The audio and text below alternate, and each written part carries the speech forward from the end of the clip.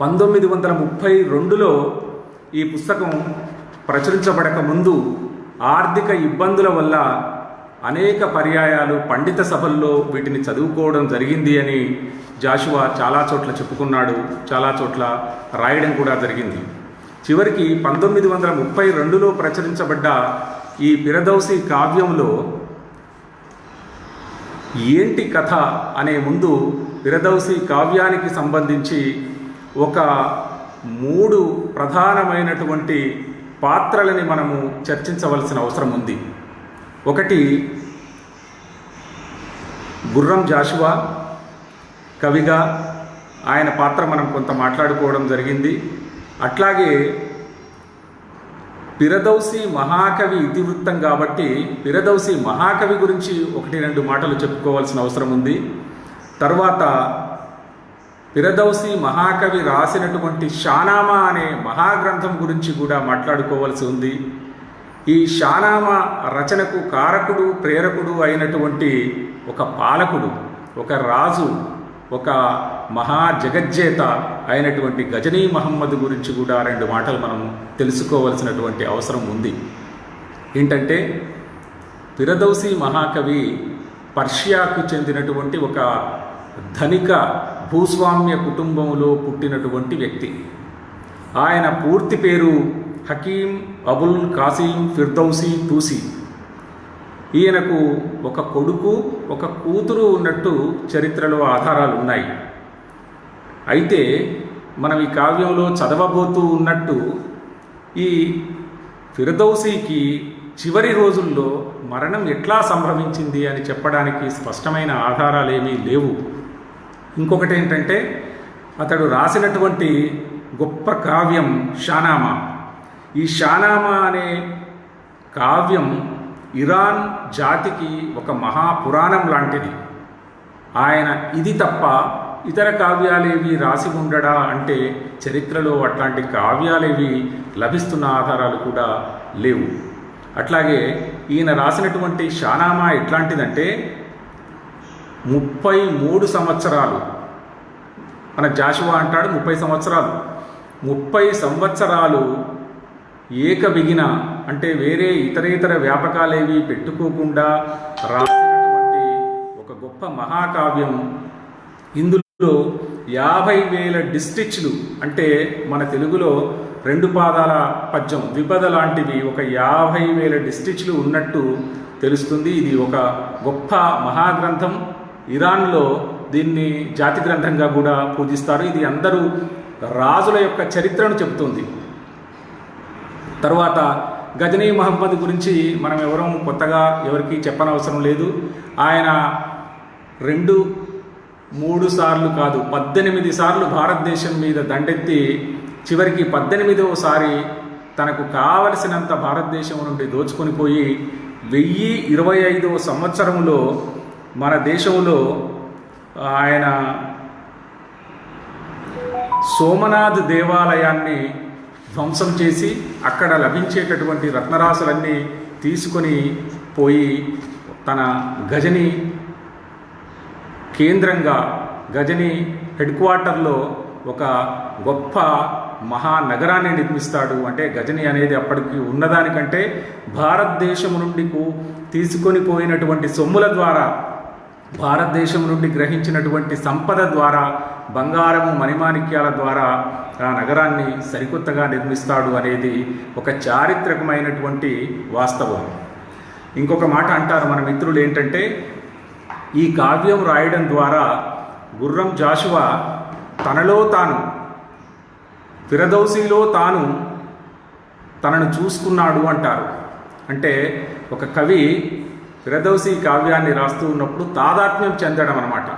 మనకు గోపీచంద్ నవల ఒకటి ఉంది. అట్లాగే చాలామంది నవలల్లో తమ మేజర్ రోల్ అంటే ఆ నవలలో ఉండేటటువంటి హీరో పాత్రలో తమని తాము చూసుకున్న రచయితలు చాలామంది ఉన్నారు. చివరకు మిగిలేది నవలలో కూడా ఆ నవల హీరోతో పాటు రచయిత తాదాత్మ్యం చెందినట్టు స్వయంగా విమర్శకులకు చెప్పడమే కాకుండా రచయిత కూడా చెప్పుకున్నాడు. ఇట్లా చూసినప్పుడు ఫిరదౌసి పాత్ర చిత్రీకరణలో ఒక కవిని ఉదాత్తీకరిస్తూ గుర్రం జాషువా అందులో తన ఆలోచనలు, కవికి ఉండేటటువంటి ఒక నిస్వార్థ జీవనం అంతా చొప్పించాడు అని మనకు అనిపిస్తూ ఉంటుంది. ఇట్లాంటి మహాకావ్యం రాసిన కవి ఈ కావ్యాన్ని ఎట్లా అల్లాడు అని మనం ఆలోచిస్తాం. కావ్యాన్ని అల్లడం ఏమిటి అని మనకు ప్రశ్న రావచ్చు. అయితే చరిత్ర శకలం నుంచి కావ్య నిర్మాణం చేసినప్పుడు చరిత్రలో ఈ కావ్యం ఉన్నట్టే నడవదు చరిత్ర. ఎందుకంటే ఈ కావ్యంలో ఒక లేశమాత్రమైన అంశం కూడా ఫిరదౌసికి వ్యతిరేకంగా ఉండదు. ఒక లేశమాత్రమైన అంశం కూడా మన జాషువా ఆలోచనలకు వ్యతిరేకంగా ఉండదు. కానీ చరిత్ర అట్లా కాదు. చరిత్రలో ఏం జరుగుతుందంటే ఒక చిన్న కథ ఇందాక మనం చెప్పుకున్నాం. ఈయన మరణించడానికి కారణాలు ఏమి రికార్డ్ అయ్యి లేవు. మన జాషువా ఏం చెప్పాడంటే ఫిరదౌసి ఇతను డబ్బులు ఇవ్వకపోవడం వల్ల పేదరికంలో చనిపోయాడని కల్పించాడు. ఒక చరిత్ర శకలాన్ని తీసుకొని ఒక అద్భుతమైన కథని కల్పించి చెప్పడం కొత్తదేం కాదు. చాలా చాలా కావ్యాల్లో చెప్పారు. జాషువా గారు ఫిరదౌసి కావ్యంలో చెప్పినటువంటి చరిత్ర శకలాన్ని గొప్ప కావ్యంగా నిర్మించే పద్ధతి ఇంకా తర్వాత కాలం వచ్చినటువంటి చాలామంది రచయితలు చేశారు. ఆ రచయితలందరికీ కూడా ఒక రకంగా గుర్రం జాషువా పరోక్షమైన ప్రేరణనిచ్చాడని చెప్పొచ్చు. నేను ఒకటి రెండు ఎగ్జాంపుల్స్ ఏంటంటే, భాగ్యనగరం అని ఒక నాటకం రాశాడు నార్ల చిరంజీవి గారు. దాంట్లో ఏముంటుంది, మహమ్మద్ కులీ భాగమతుల ప్రేమ కథను ఇతివృత్తంగా తీసుకొని చరిత్రలో నిజంగా జరిగిందా, ఇంత మొత్తం నిజంగా జరిగిందా అని మనం అందరం ఆశ్చర్యపోయేంత అద్భుతమైన కథనం చేశారు. కానీ నిజానికి చరిత్రలో ఒక లేశమాత్రమైన అంశం మాత్రమే నిజం ఉంటుంది. దాని చుట్టూ కథనల్లాడు.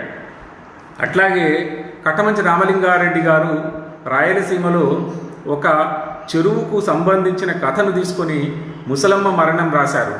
దాన్ని కూడా కరుణ రసార్ద్రమైన కావ్యంగా తీర్చిదిద్దడంలో మనము చాలా కల్పనలు ఉంటాయి. అట్లాగే విద్వాన్ విశ్వం పెన్నేటి పాట రాశారు. పెన్నేటి పాటలు కూడా పెన్నా నది పక్కన ఉన్నటువంటి ఒక కాపు కుటుంబం చాలా ఆర్థికంగా చితికిపోయిన తర్వాత ఎట్లా సామాన్యుల్లో కలిసిపోతారు, అంతకుముందు చిన్నపాటి భూస్వామిలాగా దొరలాగా ఉన్నవాడు సామాన్యుడు ఎట్లా అవుతాడు అనేది ఒక అంతర్గత కథనంగా తీసుకొని పెన్నేటి పాట రాశాడు. మనందరికీ చాలా ప్రసిద్ధమైనటువంటి కథ ఉండనే ఉంది, కర్పూర వసంతరాయలు. డాక్టర్ సి నారాయణ రెడ్డి గారు రెడ్డి రాజ్యంలో ఉండే ఒక కుమారగిరి రెడ్డిని నాయకుడిగా తీసుకొని ఆయన లకుమాదేవి అనేటటువంటి ఒక నర్తకి ప్రేమలో పడ్డప్పుడు ఆ లకుమాదేవి అనే నర్తకి వల్ల రాజ్య రక్షణ భారాన్ని మొత్తం కూడా పరిత్యజించి రాజ్యానికి చాలా నష్టం చేసేటటువంటి పరిస్థితి వచ్చినప్పుడు ఆమె ఇక్కడ ఉండడం మంచిది కాదు, నువ్వు రాజునొక్కరినే నష్టపరచడం లేదు, రాజ్యాన్ని నష్టపరుస్తున్నావు అని చెప్పినప్పుడు ఆమె నా రాజ్యం కోసం నా రాజును నేను వదిలిపోవడం కష్టం కాబట్టి రాజు ఒడిలో నేను ఆత్మహత్య చేసుకుంటాను అని కత్తితో పొడుచుకొని కుమారగిరి రెడ్డి ఒడిలో చనిపోయిన కథను సృష్టించి అని మాట ఎందుకు వాడుతున్నానంటే సి నారాయణ రెడ్డి గారు అచ్చంగా ఇట్లా అల్లారు. కానీ చరిత్రలో కథ నిజంగా అట్లాగే ఉండే అవకాశం కూడా లేదు. ఇట్లాంటి ఇంతమందికి ప్రేరణ కలిగించినటువంటి ఒక మహాద్భుతమైన కావ్యం ఫిరదౌసి. ఈరోజు ఫిరదౌసి గురించి మనం మాట్లాడుకుంటున్నప్పుడు ఇవన్నీ జ్ఞాపకం రాక తప్పవు. ఫిరదౌసి గురించి మాట్లాడినప్పుడు ఒక భారతీయ కావ్యాల గురించే కాకుండా ఆంగ్ల సాహిత్యం యొక్క కావ్యాలను గురించి కూడా జాషువా గారు విని చదివి ఉంటారు. ఎందుకంటే నాకు ఇందులో ఒక జూలియట్ సీజర్ అనే నాటకంలోని షేక్స్పియర్ నాటకంలోని ఒక పాత్ర కూడా ఇట్లా మాట్లాడుతుంది. ఏంటంటే జూలియట్ ఏం చేస్తాడంటే సీజర్ని తక్కువ చేస్తాడు, సీజర్ని చంపడానికి ప్రయత్నం చేస్తాడు. చేసినప్పుడు నువ్వు సీజర్ని నీ ఫ్రెండ్ కదా, ఆ ఫ్రెండ్ని నువ్వు ఎట్లా చంపగలుగుతున్నావు అని ప్రశ్నిస్తే ఆయన ఇచ్చే జవాబు ఏంటంటే, not that I loved Caesar less but that I loved Rome more అని చెప్తాడు. అంటే నాకు సీజరు స్నేహితుడు కాదని కాదు, రోమ్ కోసం నేను ఎవరినైనా తగ్గిస్తాను, ఎవరినైనా మట్టు పెడతాను అని చెప్పే ఒక కథ ఉంది. ఇట్లాంటి కథలన్నింటినీ గుర్తుకు తెచ్చే ఒక అద్భుతమైన కథ పిరదౌసి. పిరదౌసి రాసినటువంటి మహాకవి గుర్రం జాషువా వ్యక్తిగత వివరాలని మనమేమి ప్రత్యేకంగా చెప్పుకోని అవసరం లేదు. కానీ ఒక పిరదౌసి గురించిన ఇంకొక విశేషం ఏంటంటే, 1932లో పిరదౌసి కావ్యము రాసినటువంటి గుర్రం జాషువా 1940లోనే అప్పటి ఇంటర్మీడియట్లో పాఠ్య గ్రంథంగా కూడా చూడవలసినటువంటి అదృష్టాన్ని ఆయన పొందాడు. అది సుమారుగా కొన్ని డజన్ల సార్లు ప్రింట్ అయింది. అనేక మంది చేతుల్లోకి అది ఒక నిత్య పారాయణ గ్రంథంగా కూడా ఉండింది. ఎట్లయితే గబ్బిలం దృక్పథరీత్యా లేదా ఒక దళిత వాద అవసరం రీత్యా ఎంతైతే పోయిందో అంత లోతుగా పద్యాలని పట్టించుకున్న కావ్యం ఏదైనా ఉంది అంటే అది పిరదౌసి. పిరదౌసి కావ్యం రాసిన తర్వాత అనేక కావ్యాల వల్ల కావచ్చు ఆయనకు రాని బహుమతి లేదు, ఆయన పొందని గౌరవం లేదు.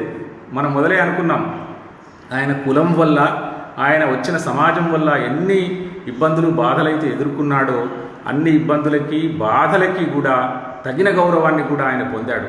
ఆయన కవికోకిల అనే బిరుదు పొందాడు, కేంద్ర సాహిత్య అకాడమీ అవార్డు పొందాడు, అనేక చోట్ల గండపెండేరాలు, గజారోహణాలు, కళాప్రపూర్ణ అనే బిరుదు కూడా వచ్చింది, పద్మభూషణ్ అనే బిరుదు కూడా వచ్చింది. ఆయనని ఎమ్మెల్సీగా చేసి గౌరవించుకుంది తెలుగు సమాజం. అట్లా ఒక టీచర్గా, ఆల్ ఇండియా రేడియో నిర్మాతగా, ఒక యుద్ధ ప్రచారకుడిగా పనిచేసినటువంటి గుర్రం జాషువా తన కాలంలో నడుస్తున్నటువంటి కవిత్వానికి భిన్నమైన కవిత్వాన్ని రాశాడు. అప్పుడు నడుస్తున్నటువంటి కవిత్వం ఎట్లాంటిదంటే, ఒకవైపు దేశభక్తి, ఇంకొక వైపు ప్రణయం. ఈ దేశభక్తి ప్రణయం కాకుండా ఇంకొక దాని మీద కవిత్వం రాయొచ్చా అని ఎవరు ఆలోచన కూడా చేయని రోజుల్లో ఆయన అతి సామాన్యుల వస్తువులను తీసుకొని వాటికి కావ్య గౌరవం కల్పించాడు.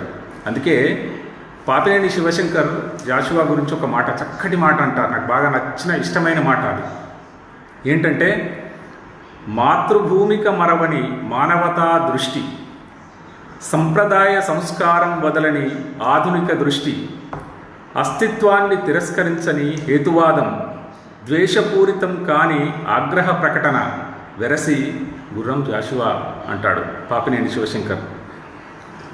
అందుకే ఆయన నా కథ అనే పుస్తకంలో చెప్పిన మాట నాకు ఒకటి గుర్తొస్తుంటుంది. ఆయన ఆ ఊర్లోనే కదా అనేక కులాల పేరు మీద చాలా ఇబ్బంది పెట్టి పంచముడి కింద చూసినటువంటి వినుకొండని ఆయన ఒక చోట ఏమంటాడంటే, నను మరచిన నిన్ను మరువను, నను మరచిన నిన్ను మరువను, వినుకొండ నీకు నా పవిత్ర ప్రణతుల్ అని చెప్తాడు. అట్లాంటి గొప్ప ఉదార హృదయం, మానవతావాదం ఉన్నటువంటి గుర్రం జాషువా రాసినటువంటి పిరదౌసి కావ్యం యొక్క లోతుల్ని మనం ఒక్కసారి చూడడానికి ప్రయత్నం చేద్దాం. ఏంటంటే, పిరదౌసి కావ్యం చాలామంది చదివి దీని గురించి ఏదైనా మాట్లాడాలంటే దాని గురించి ఏం మాట్లాడతాము, దాంట్లో ఒక పద్యం చదువుతాం అని అంటారు. ఆ పద్యం యొక్క విశేషాలని చెప్పాలంటే మళ్ళీ పద్యం చదవాలి. అట్లాంటి ఒక చక్కటి కావ్యం. ఇందులో మొదటి ఆశ్వాసం అంతా ఏముంటుందంటే, మొదటి పద్యం నుండి చివరి పద్యం మధ్య జరిగే కథ ఏంటంటే, గజనీ మహమ్మదు భారతదేశం మీద 18 సార్లు దండయాత్ర చేసి 18 విజయాలను వరించి గజనీ మహమ్మదు గజనీకి వెళ్ళిపోవడం అనేటటువంటి కథతో ప్రారంభమవుతుంది. వెళ్ళిపోయేటప్పుడు ఎట్లా వెళ్ళాడట ఆయన ఎంత దోచుకున్నాడు లేదా ఎంత విజయాన్ని సాధించాడు అంటే ఆయన జాషువా చెప్పిన మాటల్లోనే మనం చెప్పుకోగలుగుతాం. ఏంటంటే, ఆయన ఎట్లా బంగారం తీసుకుపోయాడంటే, బంగారు నాణెములు బస్తాలకెత్తించి మదపుటేన్గుల మీద బదిలపరిచి, లేతపత్సల నేరి గోతాల గుట్టించి లొట్టపిట్టల మీద దిట్టపరచి, కురువింద మనులను కుంచాన గొలిపించి పరుగుటెద్దుల బండ్ల పైనమర్చి, మొలక వజ్రముల జాలల బోసి కూర్పించి గుర్రాల మూపున గుస్తరించి 18 విజయ రంభలవరించి 18 విజయ రంభలవరించి గంగాజలమున నెత్తుటి కత్తిగడిగి సర్వము హరించి హిందూ దేశంబు విడిచి గజని మామూదు గజనీకి గదలిపోయే. ఇన్నిన్ని బస్తాలల్లో బంగారము, రత్నాలు, పచ్చలు, హారాలు తీసుకొని గజనీ మహమ్మదు తన దేశానికి వెళ్ళిపోయాడు అని. జాషువా మనం అనుకున్నాం కదా, జాషువా రాసేది పద్యమే, కానీ సంప్రదాయ పద్యం కాదు. మనం మామూలుగా ఏమనుకుంటామంటే పద్యం రాసే వాళ్ళందరూ కావ్య రచన మొదలు పెట్టగానే ఒక చెడ్డ సంప్రదాయం ఉంది. చెడ్డ సంప్రదాయం అంటే శ్రీ అనే అక్షరంతో మొదలు పెడతారు, తర్వాత దేవతాస్తుతి చేస్తారు, తర్వాత సుకవిస్తుతి చేస్తారు, కుకవి నింద చేస్తారు. జాషువా ఇవేమీ చేయలే. ఎందుకంటే కవిత్వం కాని ఒక్క అక్షరం కూడా ఆయన పుస్తకంలో ఉండదు. అదే స్పెషాలిటీ. ఆయన మొట్టమొదటి పద్యం ఏంటి తెలుసా? మొట్టమొదటి పద్యంలో మొట్టమొదటి అక్షరం ఏంటి తెలుసా? మును గజనీ మమూదుడ భూత పరాక్రమశాలి వీరవాహినులతో 18 మారులు కతిదూసి చిక్కని రుధిరంబులో భరత ఖండంబునార్ద్రమునర్చి సోమనాథుని వెకిలించి కైకొనియ 9 వన్నెల రత్నరాసులన్. ఇంతే. ఏ పూజ, ఏ పురస్కారం, ఏ శ్రీకారం లేదు కావ్యంలో. డైరెక్ట్ పద్యం, డైరెక్ట్ వస్తువులోకి వెళ్ళిపోయాడు. మునుగజని మహమ్మదుడ భూత పరాక్రమశాలి. ఇక్కడ ఇంకొక మాట కూడా చెప్పుకోవాలి. ఈయన ఏం వాడతాడంటే తెలుగులో ఉర్దూ పదం లేదా పారసీ పదం ఎంత చక్కగా ఒదిగిస్తాడంటే అది తెలుగులో ఇంకే కవికి ఇప్పటిదాకా కూడా సాధ్యం కాలేదు. మును అనగానే వెంటనే గజనీ మమూదు, మామూలు అంత పద్య శక్తి లేని ఇతర కవి ఎవరైనా రాస్తే మును అనగానే గజనీ మహమ్మదు ఎట్లా పెట్టాలి పద్యంలో అని ఆలోచిస్తాడు. ఆయన అట్లేం ఆలోచించను. మును గజనీ మహమ్మదుడభూత పరాక్రమశాలి వీరవాహినులతో 18 మారులు. ఇంతే. అట్లాంటి గొప్ప పద్య కౌశలం జాషువాది. జాషువా కావ్యాన్ని అట్లా ప్రారంభించి ఇంకొక చమత్కారం చేస్తాడు. డబ్బు దోచుకొని పోతున్నాడు కదా, డబ్బుని మనం సిరి అంటాం, లక్ష్మి అంటాం. ఈ లక్ష్మి అట చాలా విచిత్రమైనటువంటిది. అది ఎవరి దగ్గర ఎప్పుడు ఉంటుందో ఎవరికి తెలియదు. రూపాయి పుట్టిందంటేనే అది జేబులు మారుతుంది పుట్టింది అని ఒక సామెత ఉంది. దాన్ని ఈ కథలో భాగంగా ఎంత అద్భుతంగా చెప్తాడు అంటే, హిందువుల దౌర్బలమును ఆశ్రయించి బ్రతుకు ద్రవ్య సంపద తురక భూదవుని చేరి కపురం ఉండే నతని ఖడ్గమును వలచి. హిందువుల దౌర్బలమును ఆశ్రయించి బ్రతుకు ద్రవ్య సంపద తురక భూదవుని చేరి కాపురం ఉండేనతని ఖడ్గమును వలిచి. ఆయన కత్తిని ఇష్టపడి సంపద అంతా తరలిపోయిందట. తురక భూదవుని ఖడ్గాన్ని వలచి ఇదంతా గజనీకి తరలిపోతూ ఉంది. సిరి నిజంబుగా వట్టి టక్కరిది సొమ్ము. ఎంత గొప్ప లోకోక్తి, ఎంత అద్భుతమైన కథకి లింక్ చేశాడు. సిరి నిజంబుగా వట్టి టక్కరిది సొమ్ము అంటాడు. సంపదట లేదా సిరి లేదా లక్ష్మి టక్కరిది ఎవరి దగ్గర ఉంటుంది అంటే ఇట్లాంటి దుర్మార్గుల దగ్గరనే ఉంటుంది. డబ్బులున్న వాళ్ళందరూ మనం ఒప్పుకోకపోవచ్చు, మనకు కొంచెం కోపం ఉండొచ్చు, కానీ ఎంత ఎక్కువ డబ్బులుంటే అంత ఎక్కువ చెడ్డవాడని, ఎంత ఎక్కువ డబ్బులుంటే అంత ఎక్కువ అవినీతిపరుడని మనం లెక్కలు చెప్పలేకపోవచ్చు, ప్రూఫ్ చేయలేకపోవచ్చు. కానీ ధనవంతులు అంటే వాళ్ళ శ్రమతో వచ్చిన డబ్బులు కాకుండా ఇతరుల శ్రమతో వచ్చిన డబ్బులు కలిగి ఉన్నవాళ్ళు అని కొత్త అర్థం చెప్పుకోవచ్చు అనే విధంగా జాషువా రాశాడు. అట్లా దోచుకొని పోయిన తర్వాత ఆయన ఏం చేశాడంటే బంగారపు పూత పూసి గోడలు కట్టించాడట. కొంచెం అతిశయోక్తి కావచ్చు. తర్వాత రత్నాలని గోడల మీద అతికించాడట. కొంచెం అతిశయోక్తి కావచ్చు. గొప్ప స్తంభాలని ఎత్తించాడట. మేడలు కట్టించి మజీదులను నిలిపి తుష్టస్వాంతుడైంది. చాలా గొప్ప విజయాన్ని సాధించిన వాడిలాగా మారి అతనికి ఒక ఆలోచన వచ్చింది. ఇంత చేశాను, మరి ఇవన్నీ నేనున్నంతకాలం నన్ను వీళ్ళందరూ ప్రశంసిస్తూ ఉంటారు, నేను పోయిన తర్వాత నా గురించి ముందు తరాలకు ఎట్లా తెలియాలి, నా గొప్పతనం ఎట్లా తెలియాలి అని ఒక ఆలోచన వచ్చి ఒక కావ్యం రాయిస్తే నా గొప్పతనం ముందు తరాలకు పోతుంది అని గజనీ మహమ్మద్ అనుకున్నాడు. అనుకొని గజనీ మహమ్మదు ఎవరిని పిలిచి రాయించాలి అంటే, ఈయన రాజులలోకి అత్యంత జగజ్జేత అయినటువంటి మహారాజు కాబట్టి రాయిస్తే ఎవరి చేత రాయించాలి? చిన్నా చితక కవిత్వం కాకుండా చాలా గొప్ప పండితుడైనటువంటి, చాలా గొప్ప కవి అయినటువంటి ఫిరదౌసిని వెతుకుతాడు. ఫిరదౌసిని వెతికి ఊరికే కావ్యం రాయమని చెప్పలే, కవి గొప్పతనం కూడా చెప్పాడు. అంటే జాషువా చెప్పదలుచుకుంది ఇది. జాషువా గజనీ మహమ్మద్ నోటి నుంచి కవి గొప్పతనం చెప్పించాడు. కవి ఎట్లాంటి వాడు అంటే ఇట్లా చెప్పాడు: కవిని గన్న తల్లి గర్భంబు ధన్యంబు, కృతిని జందువాడు మృతుడుగాడు, పెరుగుతోటకూర విఖ్యాత పురుషులు, కవిని వ్యర్థజీవుగా దలంత్రు అని రాజు చెప్పాడు. తర్వాత ఇంకొకటి, వెనుకకు పోయిన ముచ్చట మళ్ళా మనకు రావాలంటే కవి ఒక్కడే తీసుకొస్తాడని కూడా చెప్పాడు ఆయన. క్షణము గడిచిన దానిని వెనకకు మరల్ప సాధ్యమే మానవునకి నా చక్రమందు దాటిపోయిన యుగముల నాటి చరిత మరల బుట్టింప కవియ సమర్థుడగును అని కూడా గజనీ మహమ్మద్ చెప్పాడు. కవి అంటే సామాన్యుడు అనుకున్నావా? కవి దలుచుకుంటే గడిచిపోయిన చరిత్రను కూడా మళ్ళీ ముందరికి తెచ్చి నిలబెడతాడు. కాబట్టి కవి చాలా గొప్పోడు. నువ్వు కవిత్వం రాయి, నువ్వు కూడా కవిత్వం నా మీద రాయి, నా ఒక్కని మీదనే కాదు, మా రాజవంశీకుల మొత్తం మంది మీద, మా నాన్నల మీద, మా తాతల మీద, మా ముత్తాతల మీద రాయమని చెప్పాడు. రాస్తే ఊరికే ఏం రాయకు, కష్టం కాదు, నీకు చాలా డబ్బులు ఇస్తాను అని చెప్పడాన్ని చమత్కారంగా అద్భుతంగా ఒక కందపద్యంలో చెప్పాడు. ఎవరు? గజనీ మహమ్మద్ లేదా గుర్రం జాషువా. ఏం చెప్తాడు? ఒక్కొక్క పద్యంబునకు ఒక్కొక్క బంగారు రూకము యొసగదను కవి, ఒక్కొక్క పద్యంబునకు ఒక్కొక్క బంగారు రూక యొసగదను కవి, మక్కా మజీదు తోడని ఒక్కానించన్ మహాసభా మధ్యంబునన్.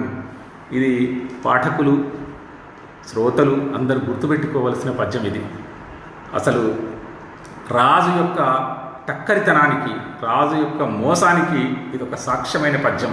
ఇప్పుడు చాలా స్పష్టంగా ఒక మహాసభా మధ్యంలో ఒక వాగ్దానం చేశాడు. ఒక్కొక్క పద్యానికి ఒక్కొక్క బంగారు రూక ఇస్తా అని చెప్పాడు.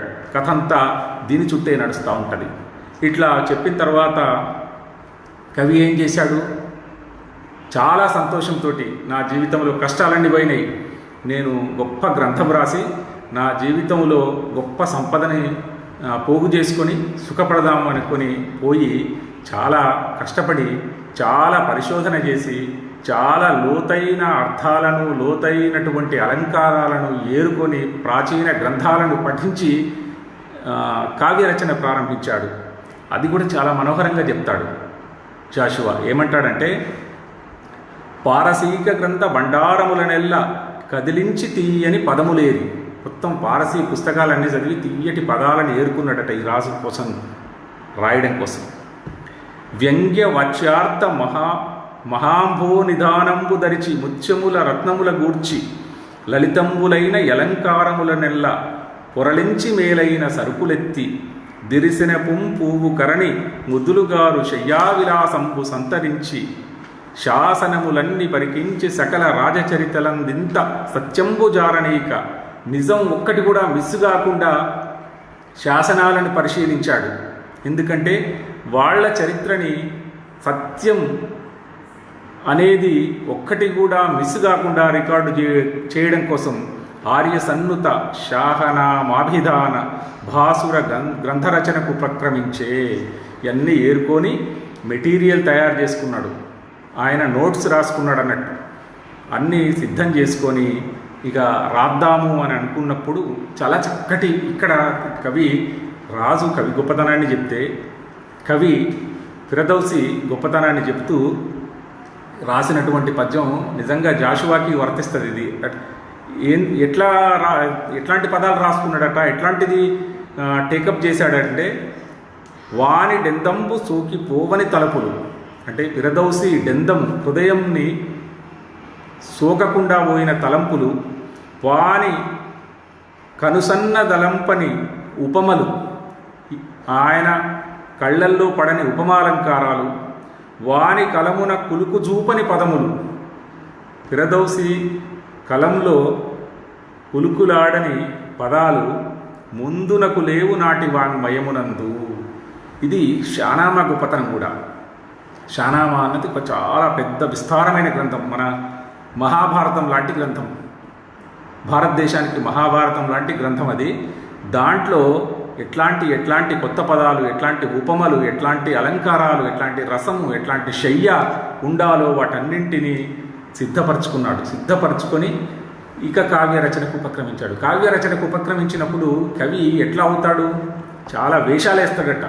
ఎట్లాంటి వేషాలు వేస్తాడు అని గుర్రం జాషువా చెప్పాడు అంటే, ఆ పద్యం విన్నప్పుడు ప్రతి ఒక్కరం మనం పులకించిపోతాం. అంటే మనం ఒక పాత్రని సృష్టిస్తున్నప్పుడు ఏ పాత్రకు తగినట్టు ఆ పాత్ర మాట్లాడినట్టు రాస్తాడు. అందుకే దాన్ని అంటాడు, వసుధ శాసింపగల సార్వభౌముడగును, ధీరుడగు భిక్షుకుండగు దీనుడగును, దుఃఖితుండగు నిత్య సంతోషియగును, సత్కవి ధరింపరాని వేషములు గలవే. సత్కవి అనేవాడు ఏ వేషాలు వేస్తాడంటే సార్వభౌముడి వేషం వేస్తాడట. వసుధ శాసింపగల సార్వభౌముడగును, ధీరుడగు ధీరుడగు భిక్షుకుండగు, ధైర్యవంతుడవుతాడు, బిచ్చగాడవుతాడు, దీనుడగు చాలా దైన్యంతో అడుపు తినేవాడు కూడా అవుతాడు, దుఃఖితుండగు ఏడుస్తాడు, నిత్య సంతోషియగును ఎప్పుడు నవ్వుతూ ఉండేవాడు కూడా అవుతాడు, సత్కవి ధరింపరాని వేషములు గలవే. సత్కవి అనేవాడు, చాలా గొప్ప కవి అనేవాడు, నిజంగా కవిత్వమే జీవితంగా భావించేవాడు ఇన్ని రకాల వేషాలని, ఇన్ని రకాల పాత్రలకి తను మమేకమవుతాడు అని జాషువా ఫిరదౌసి పరంగా చెప్పాడు. ఇట్లా చెప్పిన తరువాత మనకు గుర్రం జాషువా చమత్కారం ఏంటంటే, ఈయన ఫిరదౌసి గురించి మాట్లాడుతూ కవి గురించి చెప్పాడు. ఫిరదౌసి ప్రయత్నం చేస్తూ రాయడానికి ఏవైతే సిద్ధం చేసుకుంటూ ఉన్నాడో అది ఒక కవి కావ్యరచనకు ఎంత కష్టపడాలి అనే అర్థాన్ని స్ఫురింపజేశాడు. ఇట్లా కథ ముందుకు నడుస్తున్న కొద్దీ ఒక ఒక ఒక సూచన పెట్టాడు. సూచన ఏంటంటే, మనం నమ్మొచ్చు నమ్మకపోవచ్చు, అపశకునం శుభశకునం ఉంటుందా లేదా అనేది వేరే విషయం, జాషువా కూడా నమ్ముతాడా లేదా వేరే విషయం. ఇక్కడ ఒక సూచన పెట్టాడు. ఏంటంటే, ఆయన పడుకుంటాడు, ఇదంతా ఆలోచించి సిద్ధం చేసుకొని పడుకుంటే ఆయనకు ఒక కల వస్తుంది. ఆ కలలో ఒక అందమైన పారశీక రాజవనిత వస్తుంది. వచ్చి, నేను నిన్ను పెళ్ళాడితా, నీ కవితకు తల్లినవుతా అంటది. అనగానే ఈయన ఆమెను ఆశ్లేష చేసుకోబోతాడు, కౌగిలించుకోబోతాడు. కౌగిలించుకోబోయేటప్పటికీ ఏదో కంపించి వీపులో కత్తితో గుచ్చినట్టు అనిపిస్తుంది. వెంటనే మెలకు వస్తుంది, ఇది కళ, ఈ కళకి కథకి ఏం సంబంధం లేదు అనిపిస్తుంది పైకి చూసినప్పుడు. కానీ మొత్తం రాబోయే కథా సూచన అంతా ఇందులో నిబిడీకృతం చేశాడు. ఇది నిబిడీకృతం చేయడాన్ని చూసినప్పుడు అంటే ఏంటంటే, ఇట్లా తను చాలా ఆనందంగా ఉన్నాడు, తనకు ఒక గొప్ప అందగత్తె అయినటువంటి ఒక ప్రేయసి లేదా భార్య దొరికింది అని కలలో అనిపిస్తుంది. కానీ ఆమెని కౌగిలించుకోపోగానే తన కళ చెదిరిపోతుంది, తనెవరో హత్య చేస్తున్నట్టు అనిపిస్తుంది. ఇది భవిష్యత్తు కథా క్రమంలో జరిగేటటువంటి దుర్దినాన్ని, దుష్టత్వాన్ని సూచించడం కోసం ఈ కథని ఇందులో ఇమిడ్చాడు జాషువా. ఇట్లా ఉంది అంటే భవిష్యత్ కథా సూచనని చెప్పడం అనేది ఉంది. దీన్ని విశ్వనాథ సత్యనారాయణ గారు తెలుగులో నన్నయ్య భారతాన్ని ప్రారంభిస్తూ చెప్పినటువంటి మొట్టమొదటి మాట అని, అంటే మొట్టమొదలు తెలుగులో ఒక శ్లోకం ఉన్న సంగతి మన అందరికీ తెలుసు, శ్రీవాణి గిరిజాశ్చిరాయ దదతో వక్షో ముఖాంగేషు. ఆ శ్లోకాన్ని వదిలేసిన తర్వాత వచ్చిన మొట్టమొదటి, అదంతా సంస్కృతం, మొట్టమొదటి తెలుగు మాట ఏంటంటే అని. సకల భువన రక్షణ ప్రభువులై ఆద్యులైన హరిహర హిరణ్యగర్భ పద్మోమావాణీపతుల స్తుతించి అని ఉంటుంది. ఈ అని అంటే ఏమర్థం అంటే చెప్పి, అంటే వ్యాసుడు లోకానికి చెప్పి అని ఒక అర్థం అంటాడు ఆయన. తర్వాత లోకంలో జనాలందరూ భారతాన్ని ఒకరి నుండి ఒకరికి చెప్పుకుంటూ ఉంటారు అనే అర్థం కూడా ఉందని. ఇంకొక మాట ఏంటంటే అని అంటే యుద్ధం అనే అర్థం కూడా ఉంది.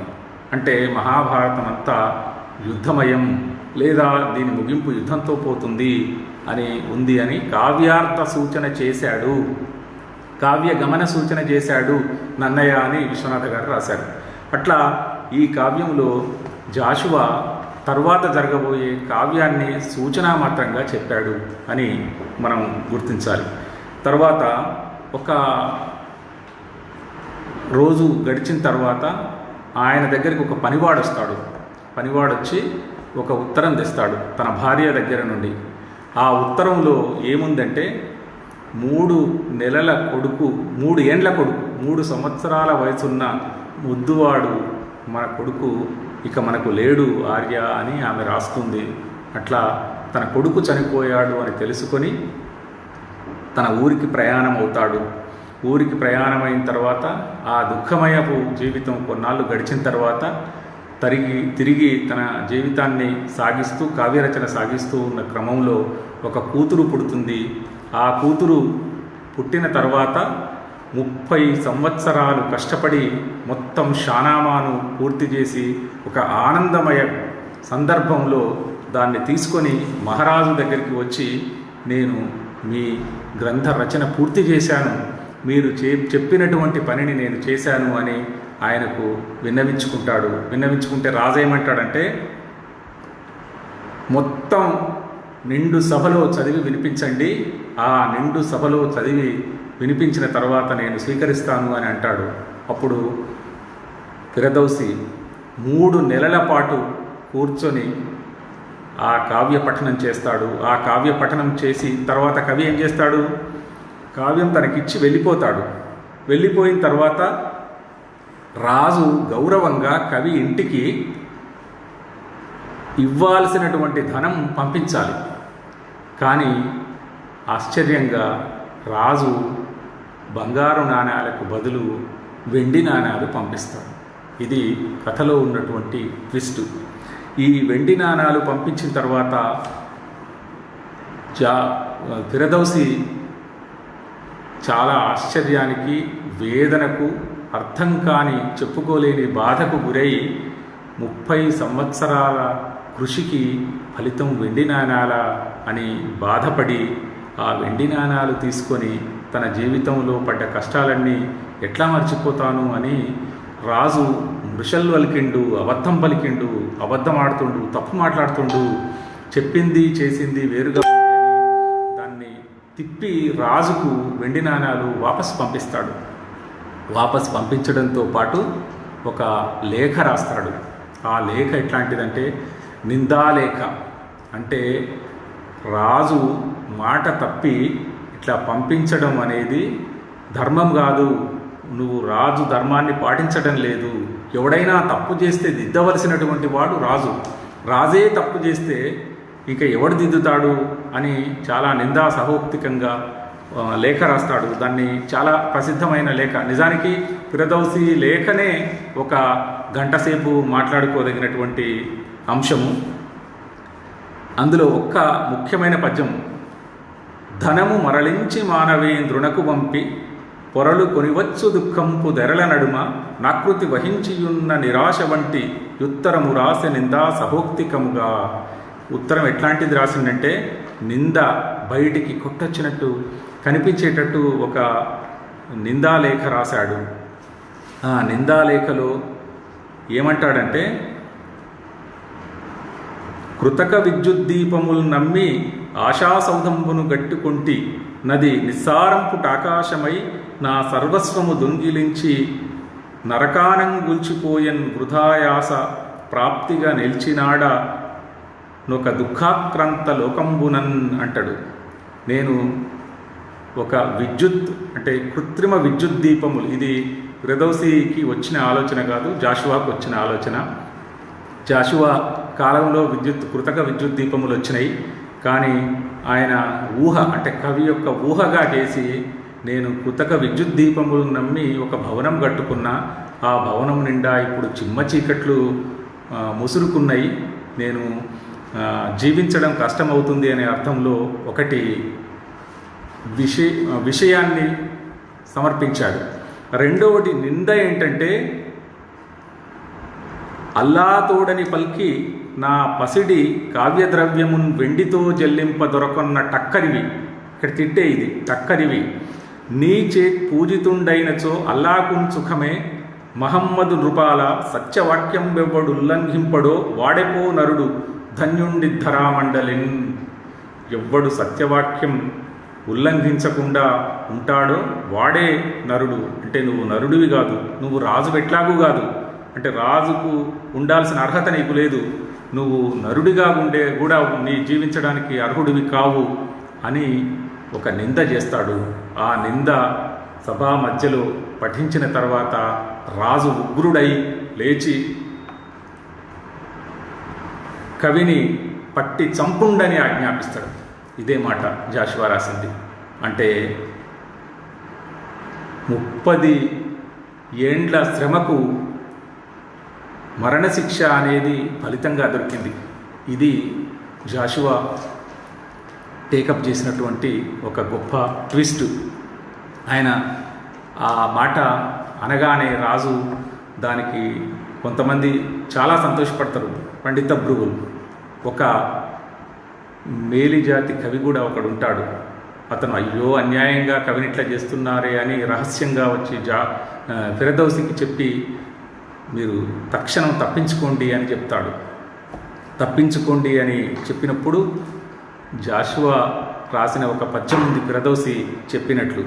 ఫిరదౌసి ఏమంటాడంటే, ముత్యములకిక్కయైన సముద్రమున, దీన్ని పోయే ముందు చెప్తాడు, అంతకంటే ముందు 60,000 దినహారములస్త్రములై తుదకిట్లు కుత్తుకందరుగుట ఉద్యమించిన విధానము సర్వము నాలకింపగా ఫిరదౌసి ముఖాబ్జమున చిన్నని చిరునవ్వు ఉదయించే మింటనీశ్వరుడు కలడో లేడో ఎంచు సంశయముందలు కొత్తె నెమ్మదిన్ అంట అనుకుంటాడు.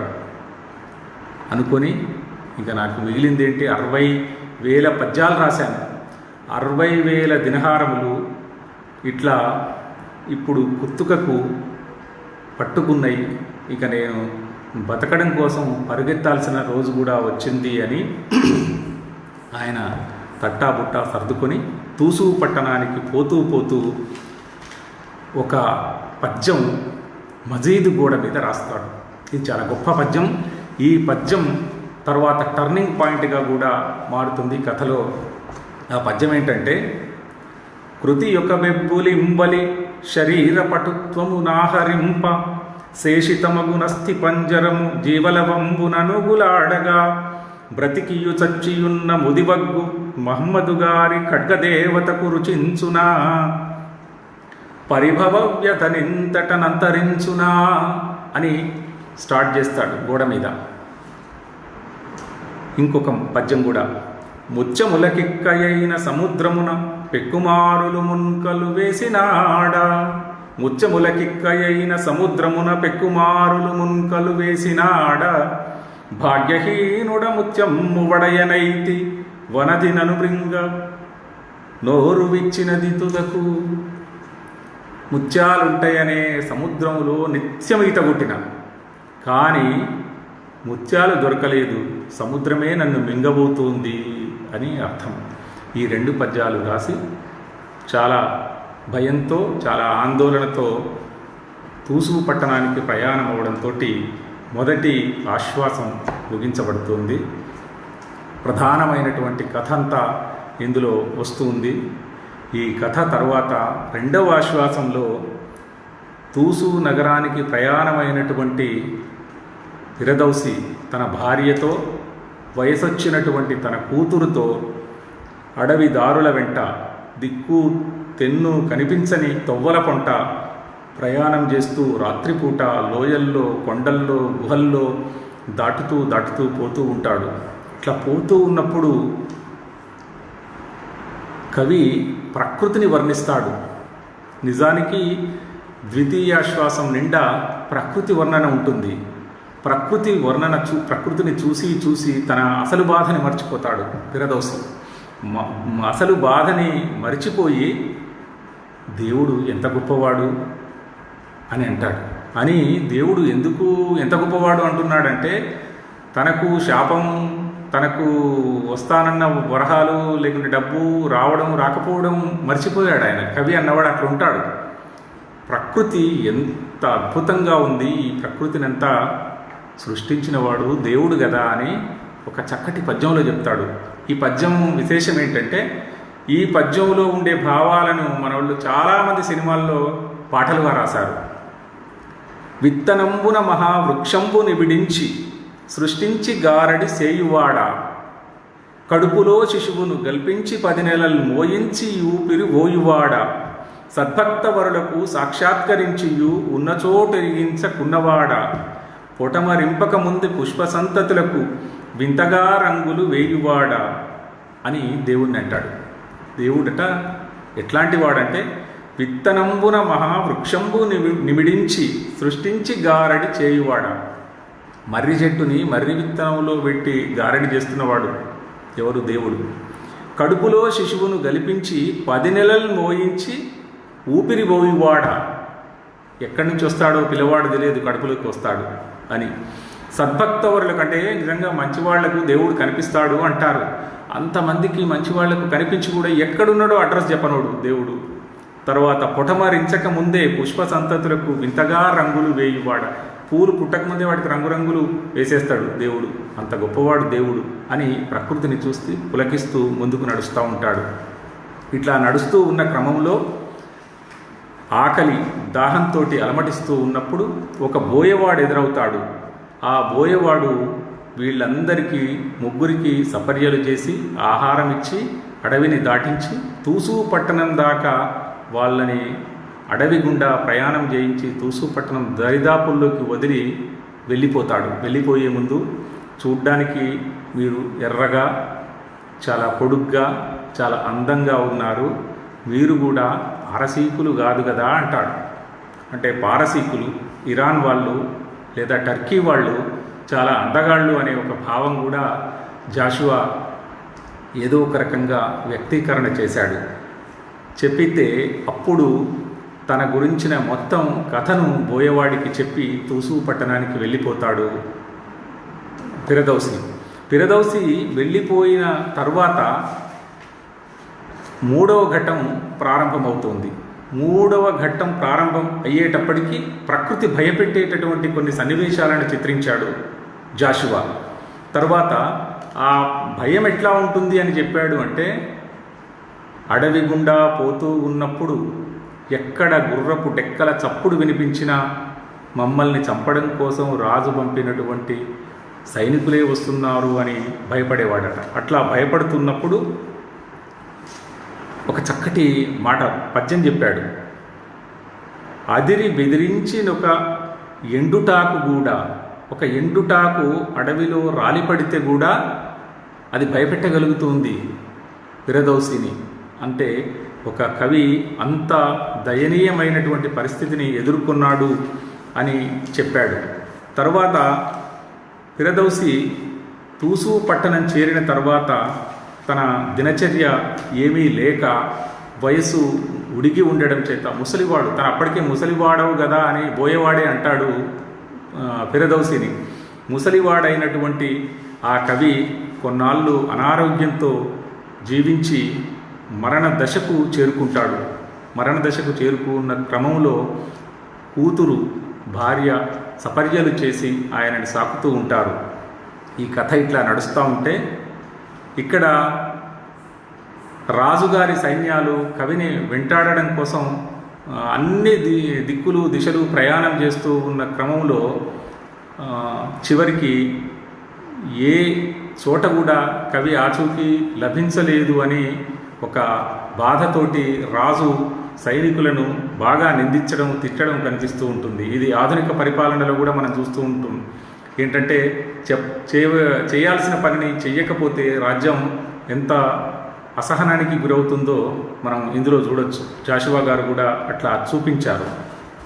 ఈ కథ నడుస్తూ ఉన్న క్రమంలో ఒకరోజు గజనీ మహమ్మదు మజీదులో నమాజు కోసం పోయి బయటికి వెళ్ళినప్పుడు ఆయనకు కొన్ని మాటలు జ్ఞాపకం వస్తాయి. ఏంటంటే సామంత రాజులంతా ఆయనకు ఒక సలహా ఇస్తారు. నువ్వు ఇంత సంపాదించినవు, ఇన్ని రాజ్యాలని నిర్మించినవు, ఇంత గొప్ప ఉన్నత స్థాయికి వచ్చినవు, జగజ్జేతగా నిలిచినవు, కవులతోటి నీకు తగాదా ఎందుకు?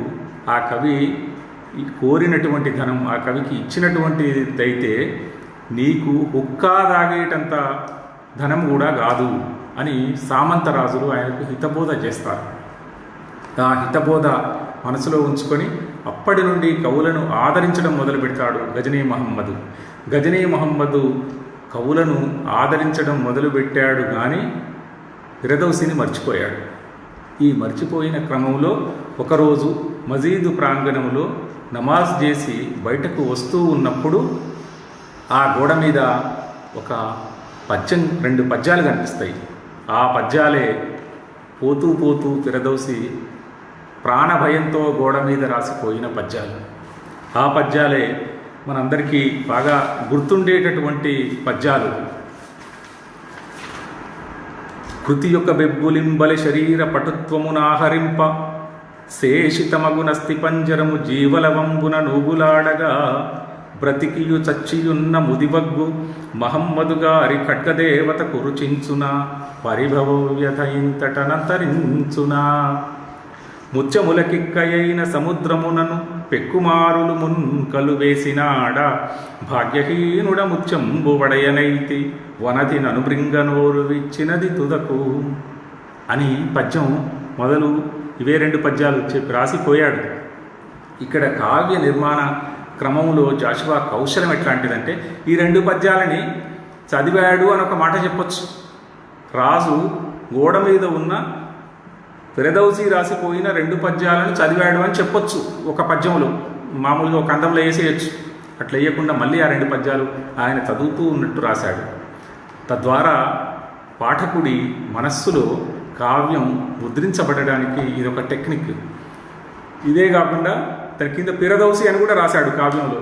మన పాఠకులు ఎవరైనా తీసి చూస్తే ఆ పద్యాల కింద ఫిరదౌసి అని రాశాడు. అంటే రాజు చూసి, గజనీ మహమ్మద్ చూసి ఇది ఫిరదౌసి రాసిన పద్యం అని చాలా ఆశ్చర్యపోయి బాధకు లోనై దుఃఖితుడై తన తప్పును తెలుసుకుంటాడు.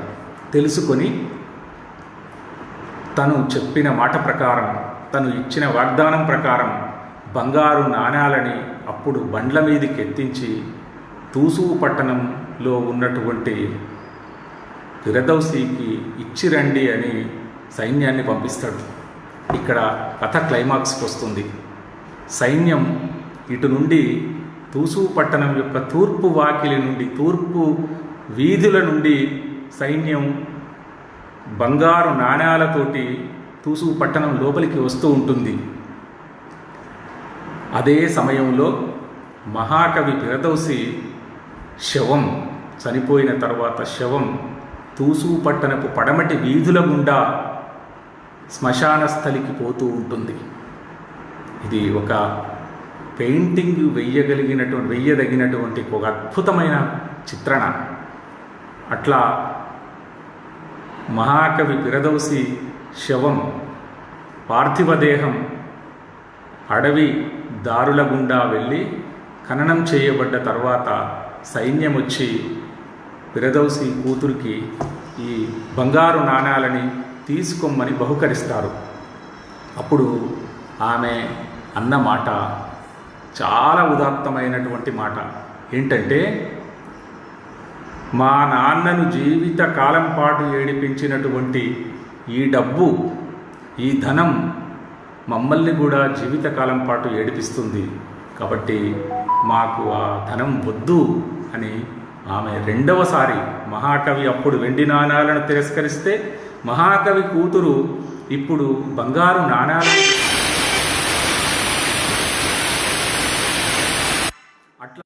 అట్లా తిరస్కరించినటువంటి ధనాన్ని తీసుకొని తిరిగి రాజు దగ్గరికి సైన్యం వెళ్ళిపోతుంది.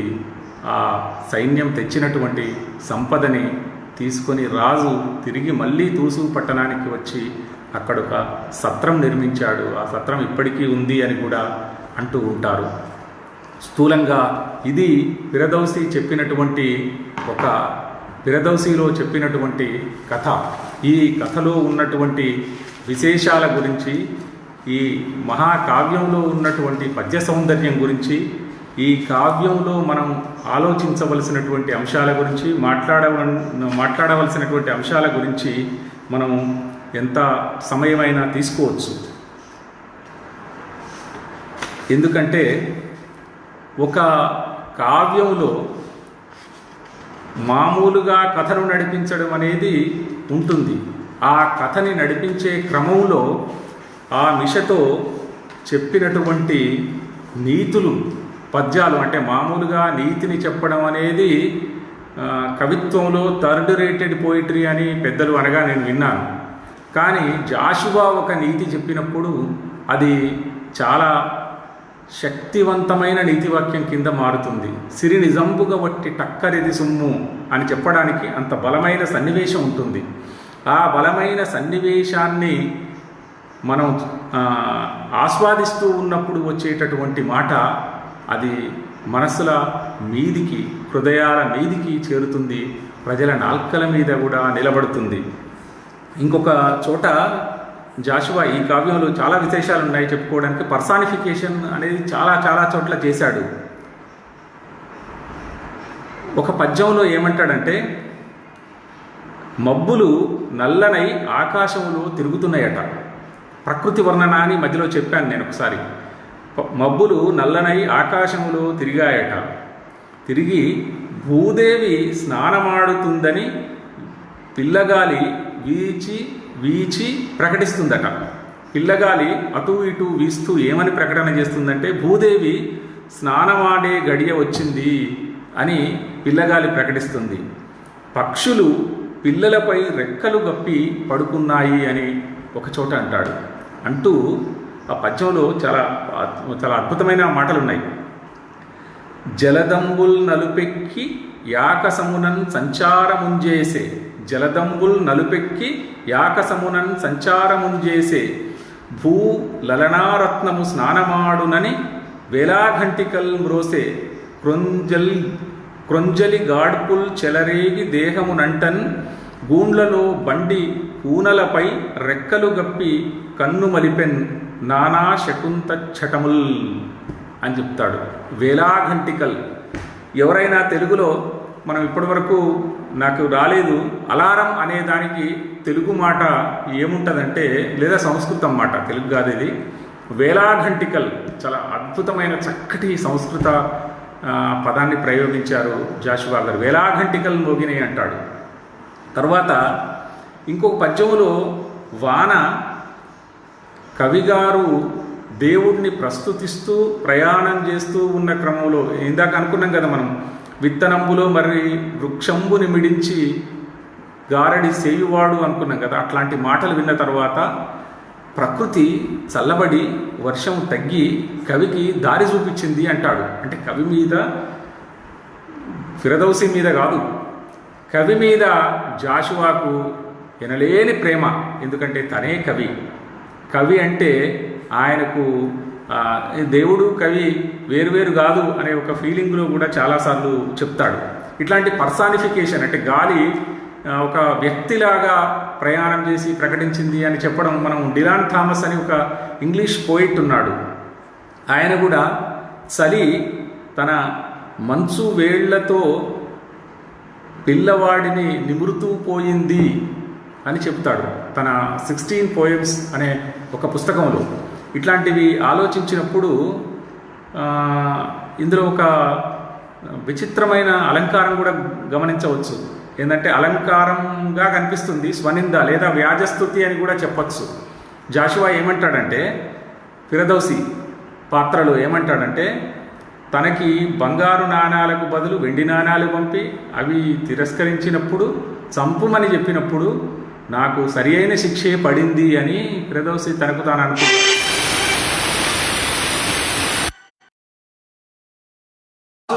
మోసానికి కారణం తన పాపమే అనడం అర్థం.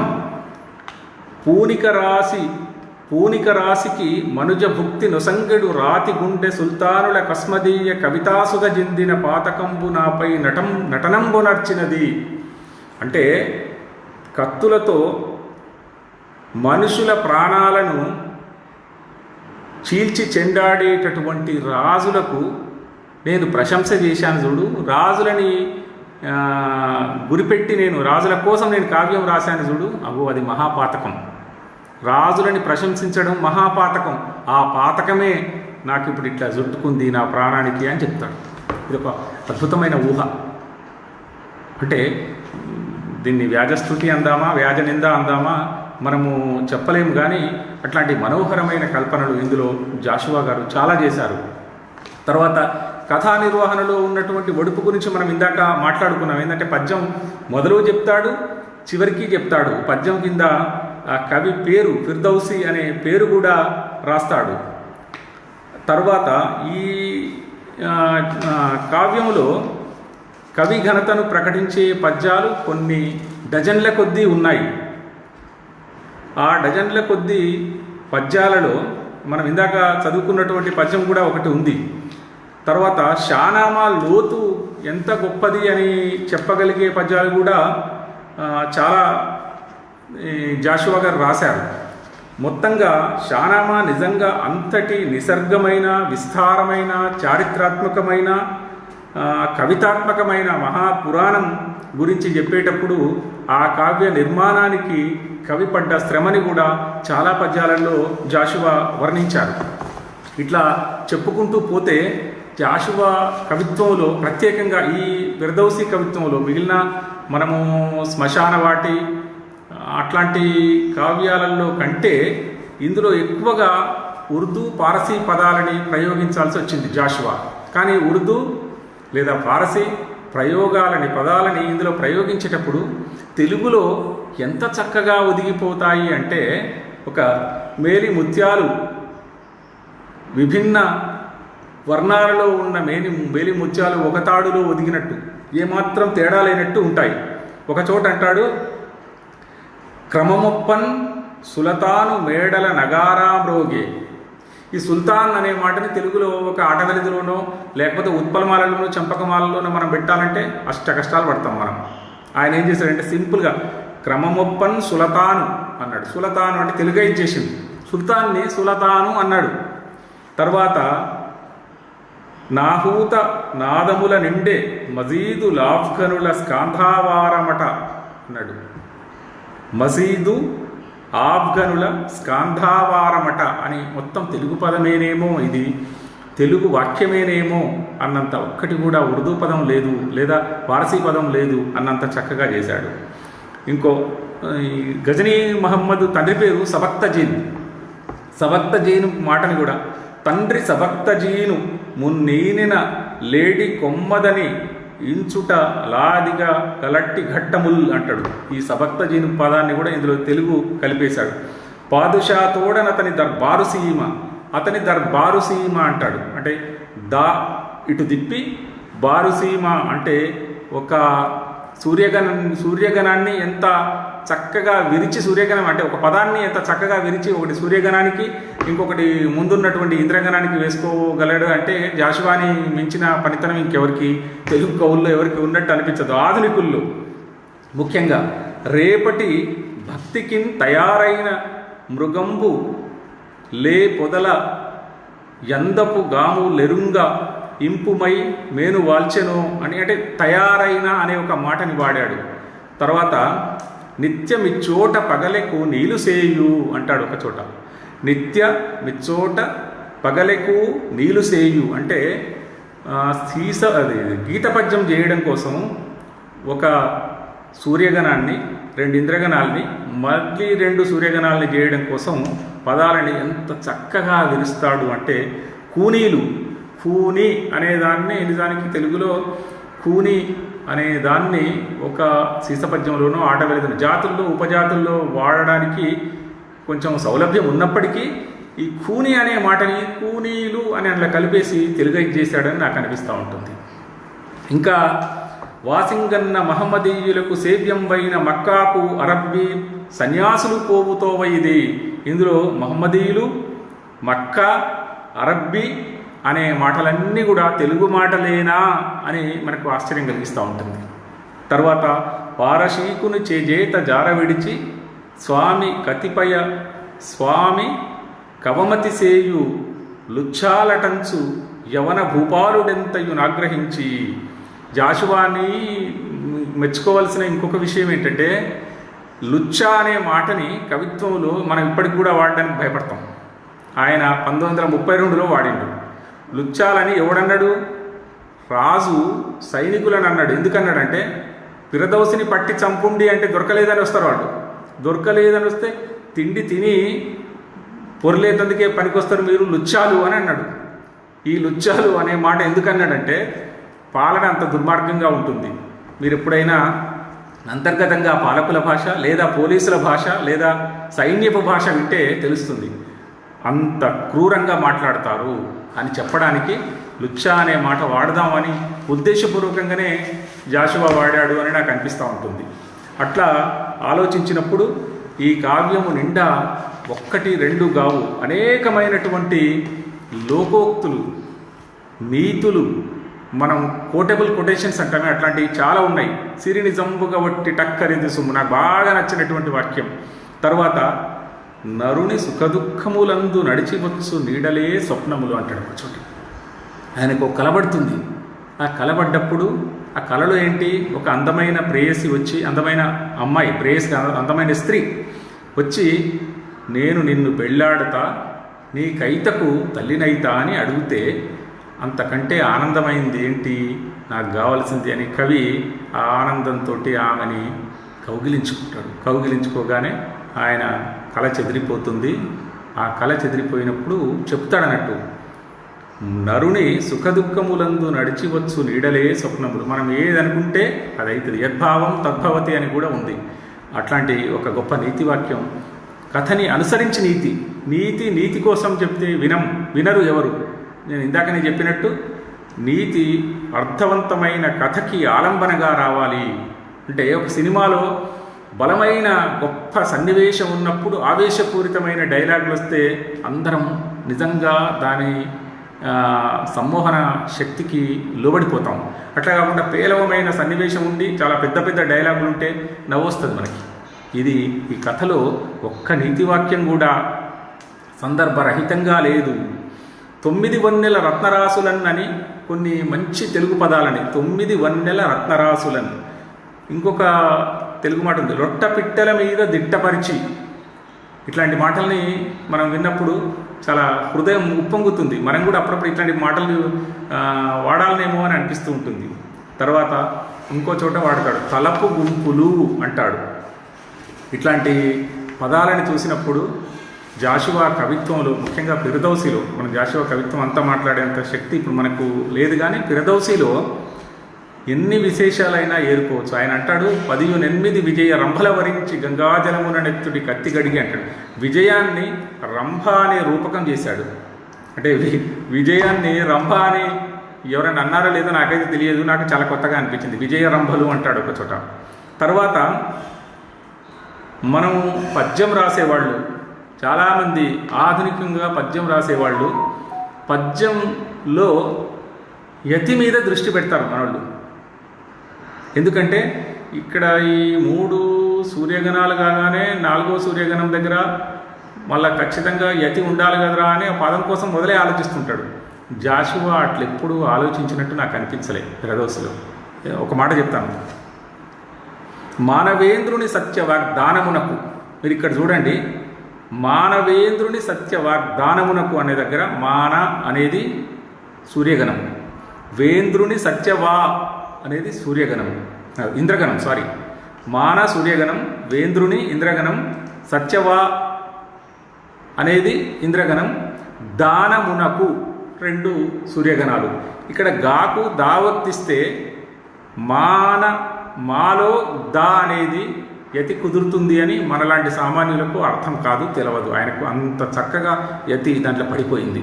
ఈ పద్యం నిండా ఈ 4 పాదాలలో చూడండి ఒకసారి యతి ఎట్లా పడిందో మనం చాలా ఆశ్చర్యపోతాం. మానవేంద్రుని సత్య వాగ్దానమునకు హృదయ గోచరమగు వర్ణింపరాని అద్భుతావేశమంగంబు నక్రమించే స్వాంతమున దోచే నూత్న నిసర్గ కవిత. ఇక్కడ నిసర్గ కవిత, సర్గ అనేది మన యతిస్థానం, స్వాంతమున అనేది మొదటి అక్షరం. ఈ రెండింటికి కలిసింది. ఇది కలవడం కోసం నిసర్గని 2 గణాల కింద కత్తిరించడం జాషువాకే సాధ్యమైంది. ఇట్లాంటివి చాలా ప్రతిభావంతులైన కవులకే సాధ్యం అవుతాయి అని నాకు అనిపిస్తూ ఉంటుంది. ఒకటి దాశరథి కూడా చేశాడు ఇట్లాంటి ప్రయోగం. ఏంటంటే, ఎవరి గజల రవణివే నీవు మంజీరా, ఎవరి గజల బాష్పధారవే మంజీరా, ఎవరి కొరకైటు పరుగులెత్తి వచ్చితివి, ఎవరి చూచి తటాకమై నిలిచిపోతివి అని చెప్తూ చివరికి మంజీరని ఏమంటాడంటే, మిగుల శ్రమలు కొన్న మిసిమింతురాలవు, సేదదీరుమి ప్రసిద్ధ భూమి అంటాడు. సేదదీరుమి ప్రసిద్ధ భూమి.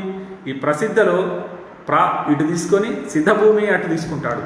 2 సూర్యగణాల కోసం అంత అలవోకంగా స్ప్రెడ్ చేయగలిగేటటువంటి శక్తి దశరథికి కూడా ఉంది. ఇట్లా ఆలోచించినప్పుడు ఇంకొక మాట నాకు భలే, నేను బాల్యం మీద పరిశోధన చేసేటప్పుడు ఈ పద్యం ఒకటి నాకు హృదయాన్ని తట్టి వదలలేదు. సనసన్న గుడగుడ ధ్వనుడు సేయు అని ఒక పద్యం ఉంటుంది. సనసన్న గుడగుడ ధ్వనుడు సేయు అన్నప్పుడు ఈ సనసన్న అనేది ఒక ఇంద్రగణం.